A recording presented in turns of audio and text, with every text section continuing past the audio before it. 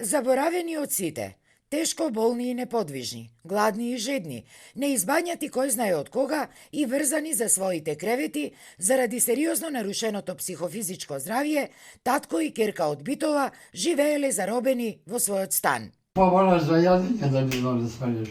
Никој жив човек не бегува. Е, вака, двајца. Некој донесол и останало малце.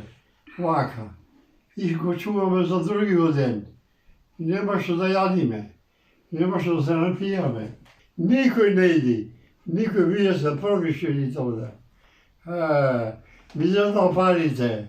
Мизета парите му стаја на улица вака да питам. Тешко подвижниот Алекса заради скршениот колк, не можејќи повеќе да го издржи ужасот, со лизгање по оградата од скалите, успеал да се стимне од станот на третиот кат за да побара помош. Неговото запомагање го слушнала случајна минувачка, која му помогнала да се врати дома.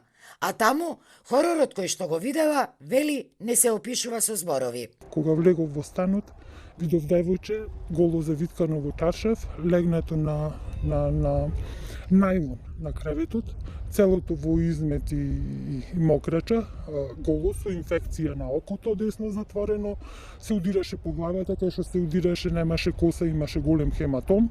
Видов дека се гладни, девојчето кога му даваш храна, вода, слуша, ама е очигледно без терапија, без грижа.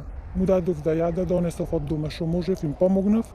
Веднаш се обратила и до надлежните институции, но тука вели го доживеала најголемото разочарување. Од брзата помош и рекле дека тие не биле за кревање луѓе од по улици, а додека од социјалното дека им бил познат случајот и дека таквиот начин на живот бил личен избор на Алекса. Значи, скитник да не треба така да се остави, а не да се остави човек кој работел години, си зема 60.000 евра странска пензија, негов стан, некој го злоупотребува и живее под секако човечко достоинство.